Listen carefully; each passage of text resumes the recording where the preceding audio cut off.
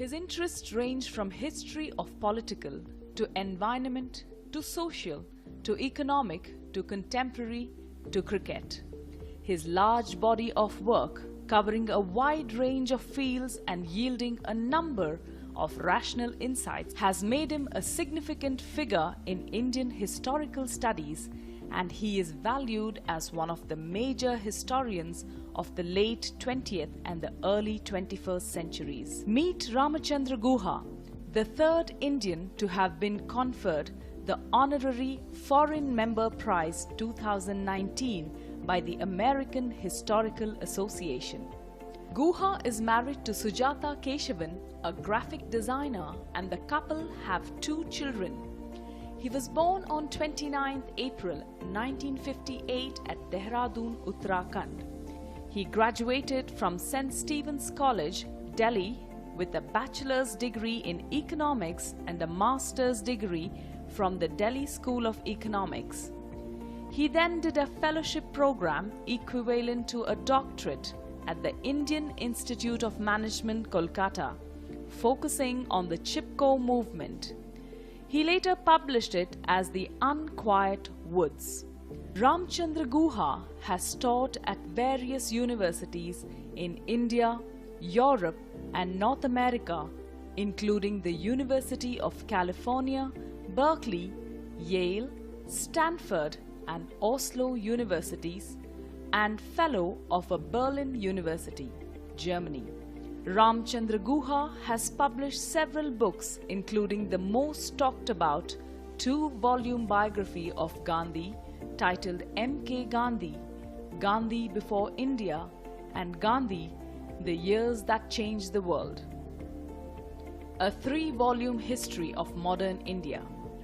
His collection of essays include Patriots and Partisans, Democrats and Dissenters, and he continues to be a columnist for various national journals and newspapers like the Telegraph, Hindustan Times, the Indian Express, Caravan, Outlook, among others. Ramachandra Guha has written extensively on cricket.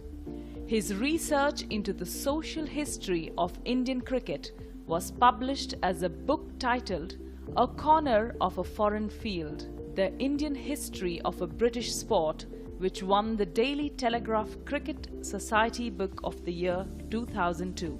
Several prestigious awards have been conferred on Ramachandra Guha, namely Padma Bhushan 2009, Sahitya Academy Award in 2011, R.K. Narayan Prize at the Chennai Book Fair 2003, Fukuoka Asian Culture Prize in 2015. He has been conferred an honorary Doctor Humanities by Yale University. Gandhi, The Years That Changed the World was chosen as a notable book of the year by New York Times and The Economist.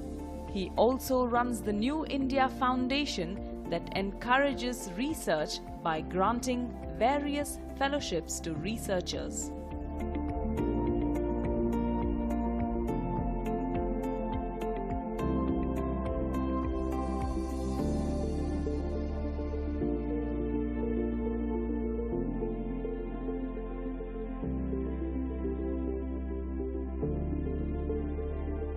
Welcome to Padma Bhushan, Dr. Ramachandra Guha, to this program called Light on the Path. During our discussion, we aim to throw some light on the path you have traveled, in the hope that it will also serve to throw some light on the path for many others. So welcome again. Thank you, Ajay. Let's start with a very pedestrian, run-of-the-mill type of question. What is the date of birth, your date of birth? So I was born in 1958, which is about a decade after India became independent. So I have lived through 6 of the 7 decades and of course experienced them, observed them, written about them. But I was born in 58. 58, Mysore was it? No, I was born in Dehradun. Dehradun. What is now Uttarakhand. Okay. Then it was a district town in Uttar Pradesh. Now of course it is the capital of a full-fledged state. Yeah. But then it was a small district town in Uttar Pradesh. Would you like to describe the environment in that time, the people, the place of that time? Ajay, I was born, as I said, in Uttarakhand. My parents were originally from South India. Okay. My father was a scientist in the Forest Research Institute, and my mother was a high school teacher. And we grew up in a very beautiful campus, Forest Research Institute, which is the premier research institute. Where? In Dehradun. In Dehradun. So the FRI campus, where the Forest Service officers are trained, where research into wood science takes place. I've seen that. It's a very gorgeous campus, you know, full of woods and playing fields and cricket grounds and tennis courts. And it was almost like an idyllic boyhood, childhood. Because you would grow up, you would come out, there'd be birds singing in the trees. Wonderful. You come into outside the house, you see the Himalaya, the Masuri Hills are right in front of you. If you look south, you see the Shivalik. Oh. In fact, it's such a, now of course it is a large, overgrown state capital. But in those days, the valley of Dehradun had the town, and then most of the countryside was either basmati rice, famous for basmati rice, for lychee. In fact, they used to say after Muzaffarpur in Bihar, the best lychees came from Dehradun. And it was, and everywhere you saw forests, streams, birds, animals, and hills. So it was really almost, you could say, a very romantic childhood that I had. Can we say that this environment of your early childhood, it has some lasting influence on you? What type of influence would you say that? So I think the influence it had on me was, you know, you would appreciate this being a very distinguished police officer. You know, you are from UP, you are serving in Karnataka. I was a Tamil, I grew up in Dehradun. And in a public sector, you know, undertaking. Well, there are people from everywhere. So next to me is the family of Mr. Manmohan Singh from Gurdaspur. Opposite is Dr. Fernandez from Mangalore. I was a very bad asthmatic. So I often had to go to the hospital to get injections. And the compounder who gave me injections was called Zaidi. So whether it is language, religion, you understand the diversity of India in that kind of atmosphere. You know, in a central government undertaking. That's wonderful. And you disregard caste, class, religion completely.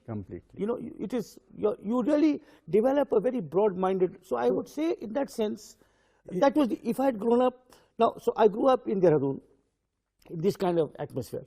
Dehradun itself has a very interesting background, because it was settled by a community of Sikhs who follow the Guru Ram Rai. Then Gorkhas had come. Then Punjabis had come post-partition. Then because apart from FRI, it is also the headquarters of Indian Military Academy, of Survey of India, you have Bengalis, Tamils, Kannadigas, it's a very multicultural kind of place. And had I grown up just across in Saharanpur, my atmosphere would be very different. My whole, maybe, you know, my mental makeup, may be different. So I said my understanding, appreciation, respect for pluralism.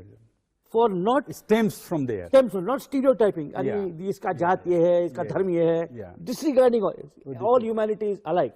That comes from there. I would say that comes from my boyhood. No, this is wonderful. That, as I said, next door, Mr. Manmohan Singh, I used to play with the children. Opposite Dr. Fernandez. Somewhere Jayadi. You know, you don't. And I think festivals also perhaps will be celebrated almost in same way. Cooperative way. Absolutely.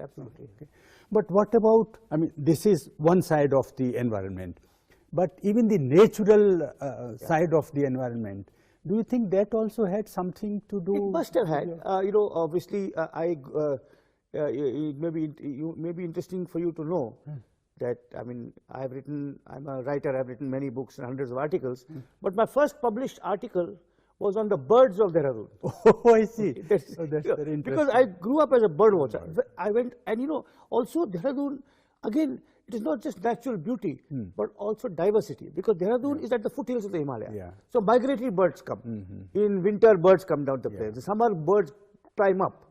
So you would see, and the diversity of bird life in Dehradun is amazing. In fact, again, it will be interesting for your viewers to know that the great ornithologist Salim Ali, he wrote his first book in Dehradun, while doing research in Dehradun, because it was famous for its diversity of birds. So I remember, when I was young, I told you I was an asthmatic. I was suffering from asthma. One day I was lying in bed for in the monsoon I used to suffer a lot. And for weeks I was in bed. And outside in the veranda, from my bedroom I could see the veranda, there was a migratory bird called the wire-tailed swallow. Right. The swallow has with a long tail. Long. And it was while I was suffering and wheezing, this family of swallows was there, and the mother was teaching the babies to fly. I could see that, you know. So just from your window, when you're sick, you can see this. I would come out, and there was a very tall tree, and there was the hornbill, which is a gorgeous grey bird with a very stately flight. I could come out, I would see the hornbill. Then there would be a cuckoo calling in the background. You know, there would be a wagtail on the lawn. So that is also part. How can you not be a pluralistic? Exactly. From that kind of background. That's wonderful. Now, when did you join the school, let's say, started going to school? What time around? So my mother, as I said, was a high school teacher. So she's taught in a school called Cameron Hall. So I used to go with her in the bus. My sister and I used to go with her in the bus. Okay. And incidentally, how many siblings you One have? sister, older sister, who is a doctor. Okay. And she was a professor at St. John's Medical College in Bangalore. Oh, Bangalore. From there. So she's also settled in Bangalore, in Karnataka. Okay. She lives in Manipal now. Now, okay. So you started, but the school, formal schooling, when did it start? Must have started at the age of 4, I suppose. Okay. I don't remember very clearly. And when did you go to Doon school? So I studied 8 years in Cameron Hall. Okay. And 4 years in Doon school. Okay. So actually I studied longer, twice the amount in Cameron Hall, in Doon school. Okay. And again, you know, I was, in fact, earlier this month I was in Cameron Hall giving the Founders Day address, going to my old school. Of course, to Doon school also. Must have been very nice. Yeah. Okay. But friends of those days and teachers and maybe some relatives, would you like to say something, recall some things about them? So, you know, my father, who is no more, was a scientist, was a very unusual kind of Indian parent. Oh. You know, normally Indian fathers are very distant. The child rearing is done by the mother. Yes. बाप जो है दफ्तर जाता है, आता है, अखबार पढ़ता है, और he is behind. Once in a while ask which class are you studying? That also he won't know. But my father was very unusual. So he would buy me books. He taught me bird watching. He taught me how to play bridge. You know, he would teach me about the languages. So he was a very unusual kind of nurturing parent for a man. Indian men are not normally, they have no interest in the children. You know, absolutely no interest in children. And I had said he was a very early influence, and he was a quite remarkable person in a very understated way. You know, for example, though he was born in a Brahmin household, he never wore a thread. He was a scientist. He said, I don't believe in caste. So I have never worn a thread. Okay. So from early on, I was told, reject caste prejudice totally. Very good. You know, we had a Muslim cook. Imagine a Tamil Brahmin family with a Muslim cook. It was in 1965. Yes. You know, so he had that kind of very rational scientific outlook. And I think he was a great influence on me because he was a very moderate, decent, open-minded kind of person. He introduced me to literature, to, to science, to the world. And he was a very, very progressive person. In fact, again, we are talking now in 2019. And just a few years ago, the Supreme Court passed a very progressive judgment on gay rights. Yeah. My father would totally have approved of that kind of thing. He had no prejudices of any kind.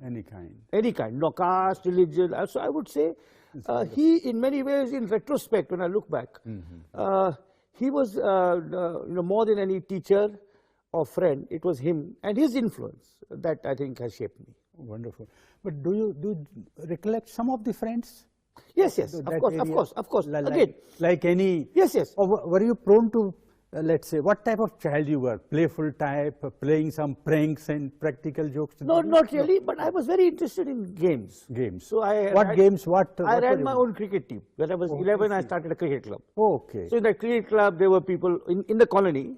You know, there were a Pahadi boy, a Tamil boy, some UP children. And we used to play, That's also national team it was. And we used to play against, you know, Dehradun is the headquarters of many government institutions. FRI, Forest Survey of India. Also Oil and Natural Gas Commission, ONGC was there. So we used to play against ONGC children. Every Sunday we'd have a match. FRI, children of FRI versus ONGC children. And in fact, one of the people I used to play with is now a very famous professor in JNU from ONGC. Rajat Datta is his name.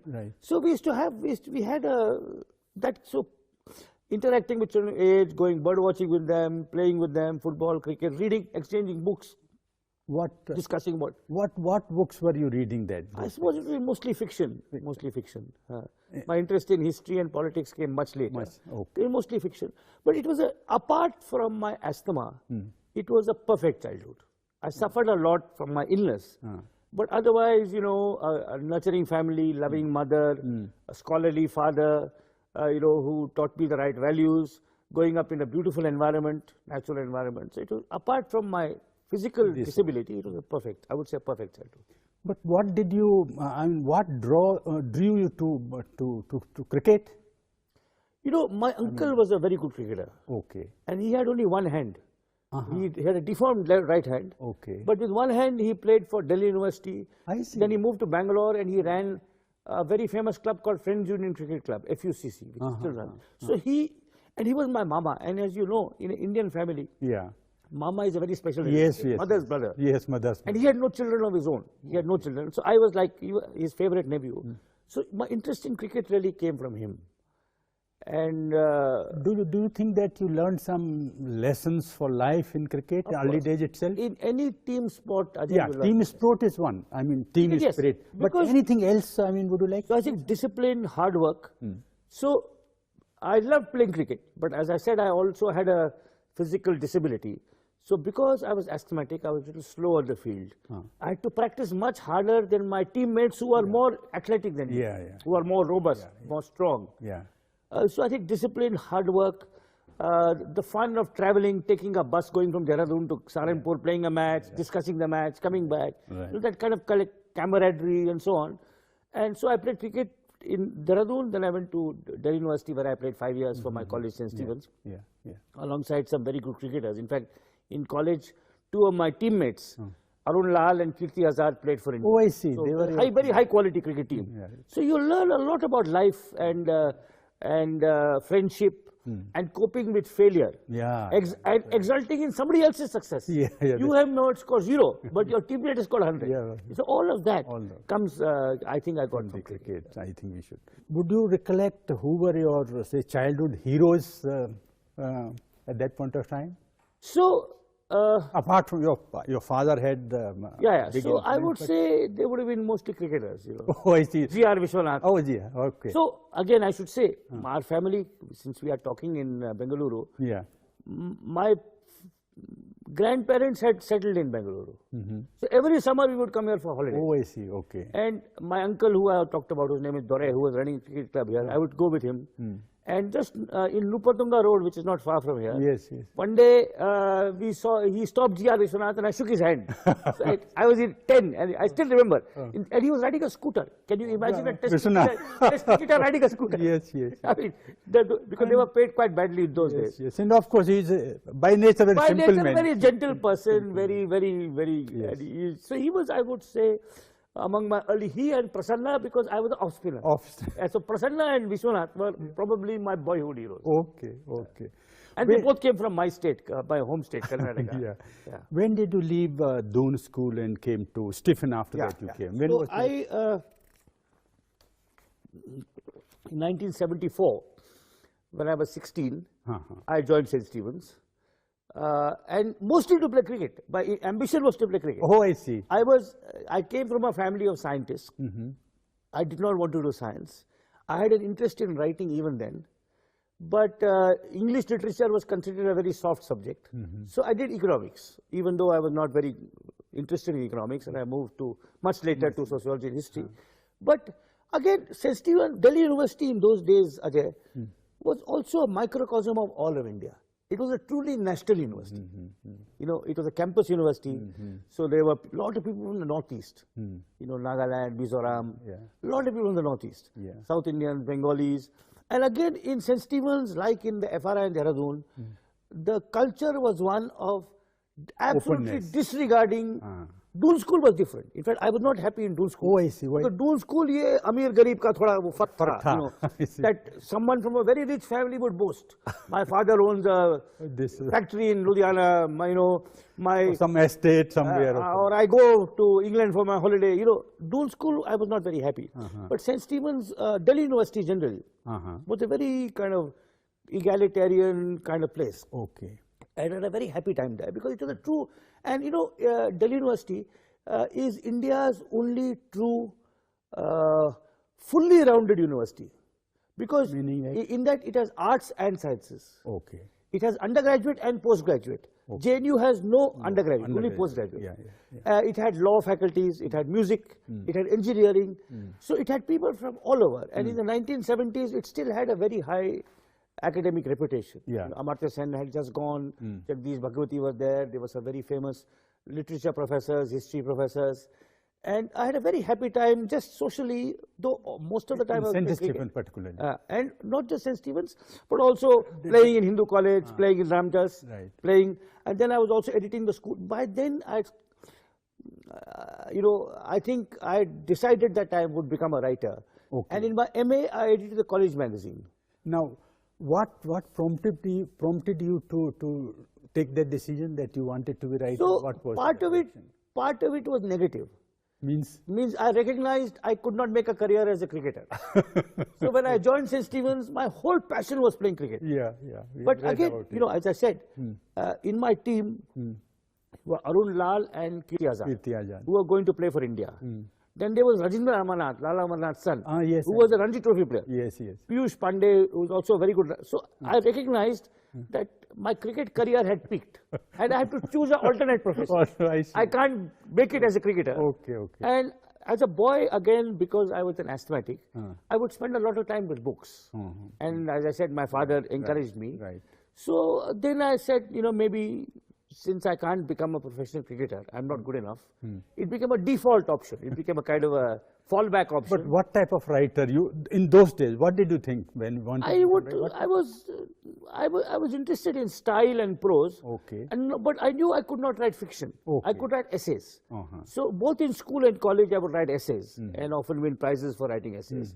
I also was very interested in. I was in the college quiz team, so I had a broad base of interest: politics, history, sport. So then I went to Calcutta and did a PhD in sociology, and later on became a historian. But essentially, if had I not failed as a cricketer, I would not have become a writer. My dream was to play cricket for India. But I was not good enough. That's But I mean, so loss of cricket is gain. Whatever. But from the age of 10 to 20, I was consumed by cricket. Absolutely consumed by cricket. I can understand, because my first love for about 10-20 years was cricket. But anyway, so I can empathize very well. But during those days, Delhi days, what were your favorite haunts, for example? You know, cricket is in Delhi University was a full-time activity. Oh, I see. Because every day there would be nets from 2:30 to 5:30. There would be 40 matches a year. Oh, I see. So. But I also developed a love for playing bridge, which is a very technical, skilled card game. You know, it is not teen patti. It requires, you know, application of mind. And occasionally I would go to watch a movie or go to a bookshop, but it was mostly cricket, except in the holidays. So holidays I would come back to Dehradun and read. And you know, I discovered the writings of the writer Somerset Maugham, Ernest Hemingway. So every holiday I would take one great writer and read all his books. All his books? Or whatever I could get. George Orwell, you know. Then I was no longer, but in those days, I was very interested in detective stories. I mean, as a police officer, you might be interested. Those days, I would read a lot of detective stories. Oh, it's like written by, for example? So there was American writer Rex Stout. And Raymond Chandler. And of course, Agatha Christie and Sherlock Holmes, Arthur Conan Doyle. So, and I think, although I never became a fiction writer, my sense of style, of prose, of, you know, writing clearly, accessibly, came from this.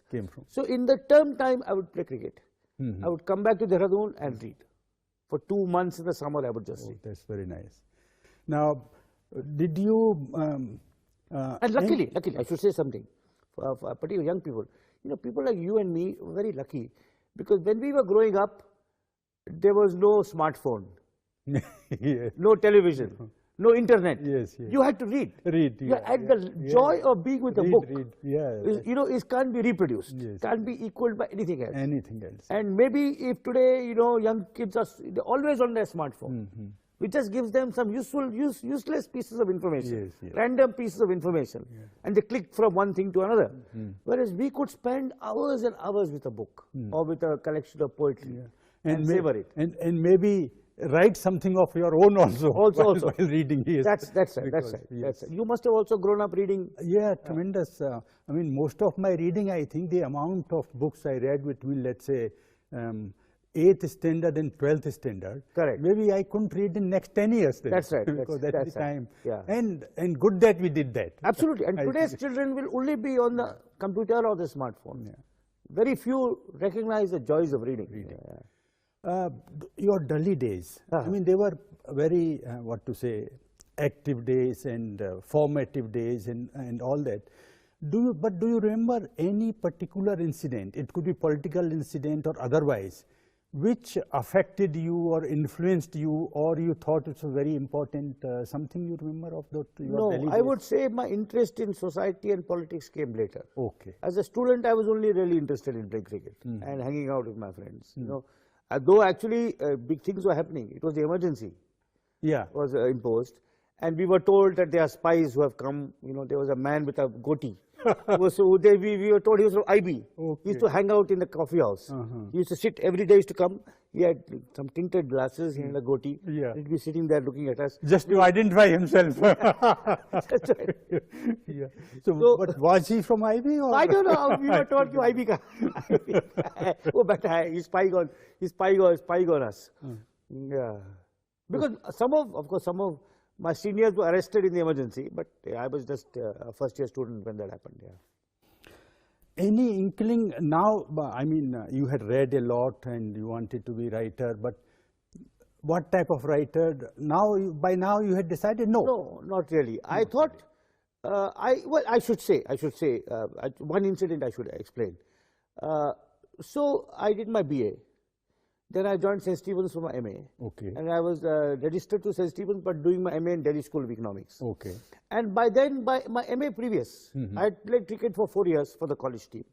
And I knew that इतना ही मैं पहुंच सकता हूँ. इससे आगे तो संभव नहीं है, मुमकिन नहीं है. So in my MA previous, I applied for a research grant from the Delhi School of Economics. Because my uncle, who was working in HAL here, Hindustan Aeronautics Bangalore, he told me that we have a factory in Orissa in a tribal area, in Koraput district. So I applied for a research grant in my MA to study the impact of that factory on the Adivasis. So in the summer of 1978, I got the grant. And you were doing otherwise MA? MA in economics. Okay. And in that summer, I went to Koraput. Odisha. And I got interested in Adivasi culture. And I heard there, while I was there, I heard about Elvin, a remarkable anthropologist, Verrier Elvin, who was an Englishman who had worked there. And I came back to my college library, and Elvin's 2 books were there. His autobiography and a book called Leaves from the Jungle. And I said, look, maybe I can become, economics is too analytical, too mathematical for me. I cannot become an economist. My cricket career is going nowhere. Maybe sociology and anthropology is an option. Then I went to Calcutta and did a PhD. But it so happened that I went to do this project in Koraput during my MA. And that then oriented me towards a life of research and writing. I think, will you say that that was a turning point? Of course, like to say very that? much. Elvin changed my life. Now, reading Elvin changed my life. Otherwise, I would have been just, another academician. Eh? Or not even that. In those days, if you were in St. Stephen's, you joined a tea company or became a boxwala. I would have just done some run-of-the-mill work. Elvin really fired this desire to know more about tribal culture, forest life. So reading Elvin changed my life. No, basically that means that he ignited what was in you already there, concern for others. Concern for others. Maybe a little bit of interest in other people, in ecology, forests, and cultural diversity. But also, Ajay, the thing about Elvin was he was a wonderful writer. He was able to evoke life among Adivasis in such a beautiful, poetic, empathetic way. He was not a dry and dust scholar who would just present tables and statistics and write in a, full of jargon. So Elvin taught me how to do serious research but to present the results of your research in a way in which you could share it with everyone. That's So Elvin was a model in that respect. Oh, that's very nice. Apart from changing my life and giving me a chance to do a PhD in sociology, he taught me how to communicate your findings in elegant prose. Will it be a fair question to ask you that, say, Delhi days, St. Stephen, then Delhi University, and IIM, and before that even Doon School, but Doon School you have already said what you felt there. Which was, you think, was most memorable and enjoyable time for you? I think St. Stephen's as an undergraduate, I see. in a hostel with all kinds of very remarkable people. So, for example, I'll tell you, St. Stephen's in those days used to get the brightest kids who did not go to IIT. Now those kids go to National Law School, Bangalore. Right. Okay, but for example, in my first year, in the final year that year in St. Stephen's, the two most, how do I put it, brilliant people in St. Stephen's were Shashi Tharoor and Sopan Dasgupta. Oh, I see. And they are still fighting in Parliament. They are still debating in Parliament. Okay, so they were still debating. They were debating even then.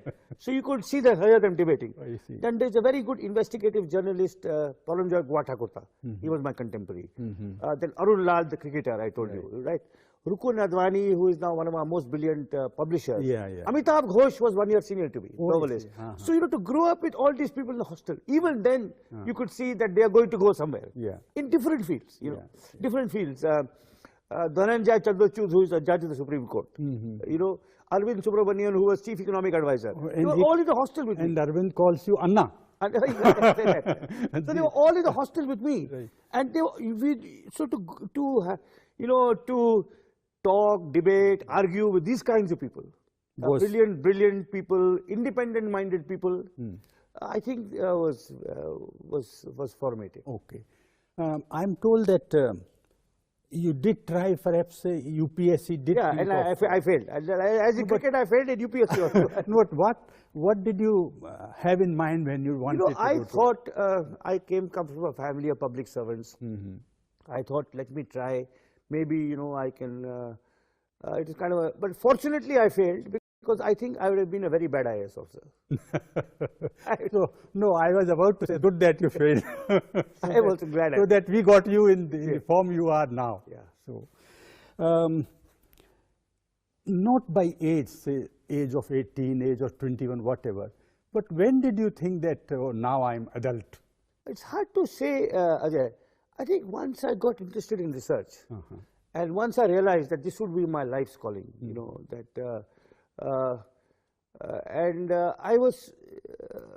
I would say as a college student in Delhi, I was drifting, playing cricket, playing bridge, editing the college magazine, sometimes attending class, sometimes bunking class. But when I started my PhD, and I started researching my first book, The Unquiet Woods, and I realized how exciting it was to do original research. I think then probably from then on. You thought that? Maybe, I mean, if you are looking at a turning point, maybe when I got my first research paper accepted in Economic and Political Weekly. When was it that? It must have been 83. Was it about Amartya Sen or something No, else? it was about forests. Okay. Amartya Sen came much later. Much later. 20 years later. Okay. This is about the history of forests in India. Oh, good. The first research paper on the history of forests. Around what age? I was 25. Okay. So then I felt, okay, that my paper is accepted in EPW, very prestigious journal.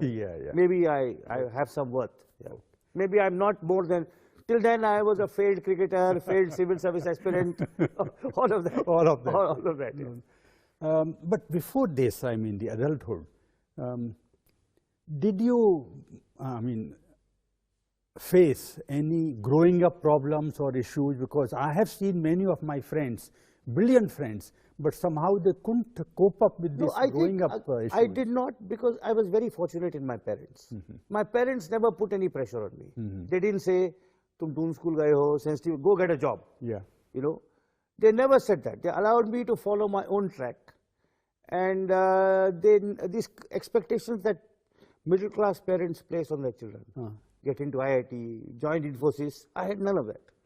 So I was always a very relaxed person, and I was able to find my own path because of my parents. I think, and particularly my father. I think there's a lesson for parents. Very much, very much. To help. Never let your children grow organically. Yeah. Don't micromanage them, and don't let them find their own métier, develop their own personality. Yeah.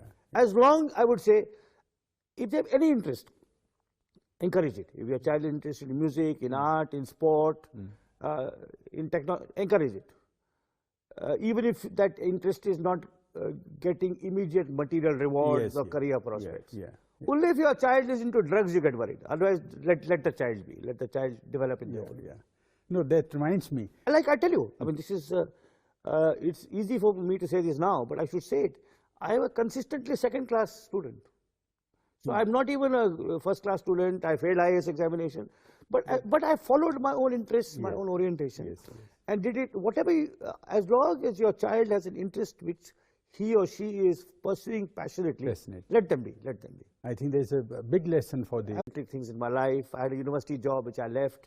I have been very frank in my criticisms of powerful people, and she's of all parties, and she's always supported me. I mean, I would say that my father and my wife have given me been the kind of moral anchor to allow me to do whatever. Though there's no pressure on you, either from parents or from the would-be wife or later on even wife. But when did you get your first, let's say, income out of your this thing? When was that? And, and how did you feel about it when you got the first money? I suppose I started writing a little bit for newspapers. Okay. I remember I got 75 rupees from Business Standard for an article. Oh, I see. In When 1982. was that? When was that? 81 or 82. Okay. 75 rupees, and I remember the sum. It was quite... Right. My first earning was that. Okay. I mean, so how did you feel when you got that? Must have felt very happy, of course. It's, to have your own... and what did you do? I don't remember what I did. But then, of course, in 1984, when I finished my PhD, I got a job in Center for Studies in Social Sciences in Calcutta. And for 10 years, I had an academic job. Till in 95, I moved to Bangalore and began writing full-time. So for 10 years, I had a multi-salary in different places. But that 75 rupees I got from Business Standard, I still remember. Okay, that's job, of course, first you said that you did try for UPSC, and but then after that you don't appear to have tried for any particular job. So I had an academic job in Calcutta, in Delhi, Institute of Science. Okay. I also taught overseas, but in 95 I decided to just write full-time. Okay. And make a living through columns and books. I was wondering whether what Edward Said said, whether that has anything to do with your decision of not, that if you want to be independent, and we know that you want to be independent, fiercely independent, of course open to ideas, but independent. And Edward Said said that if you want to be independent, you shouldn't accept anything from government. Perhaps, did you extend that even to academic jobs and all that? So I would say, I have a different version of that. Okay. If you want to be independent, you see, you can be independent in a public university. There are many people I admire. One of my mentors, even in government service, you can be independent. So of course you can. So I mean, I have many IAS officers I admire. Whom, in fact, I've dedicated a book to 2 IAS officers I admired. No, 2 books I've dedicated. Oh, I see. One I dedicated to Gopal Gandhi and Keshav Desiraju. Right. And recently I dedicated a book to V. Ramani of the Maharashtra cadre, who was my classmate. Okay. So, I don't. What I feel is that independence means independence for a writer in India means independence from all political parties. You have your views. You can be left-wing, you can be right-wing, you can be free market, you can be state-oriented, but you can be conservative, you can be socialist. But a writer must never attach herself or himself to a political party or to a politician. And I think being in Bangalore gives you independence because you're far away from Delhi. Okay. There are no pressures. No, but Bangalore politics can but I'm writing on national politics. I'm not writing on Karnataka politics. In that sense. So you must follow your own conscience, your own instinct. It may be that you're in a government job. That's okay, or you're in a public university. I mean, we're a poor country. I mean, I'm sure one of my great role models was a famous sociologist, Andre Bete. I see. Who was in Delhi University. And you know, he was in a public university, he taught, but he was always maintained his intellectual independence. He didn't go run with the hares or seek patronage from people. Individual to shape the way they maintain and guard their independence. Yes, yes, yes. Their intellectual independence, their moral independence, their financial independence. Yeah. So, you know, I go to Delhi on research. Yeah. But I never meet any, and I've been doing it for 30 years because the National Archives are there. I never meet any politician. I get calls from MPs or different, never. Yeah, yeah. If anyone in any politician wants to meet me, I will meet them in Bangalore and in Koshis. Right. And in Koshis, I have met RSS workers, I have met communists, I have met Congress people. But which side of the Koshi? The AC side or no, non-AC side. Non-AC side. No, always non-AC. Always non-AC. Always non-AC. Okay. So, in Delhi, if a writer meets a politician in Delhi, then he is going as a supplicant, wanting a favor. Yeah, yeah. You know, the optics is not good for the writer. But apne ghar mein, apne shahar mein, Koshis mein, then you are, both of you are citizens. Yes. Then you are just having a conversation. Yes. So that self-respect you must maintain. That's right. There has been tremendous output by you so far. But let us pray and hope that the best is yet to come. Thank you very much, Ram, for coming for this. Thank you. Thank you very much.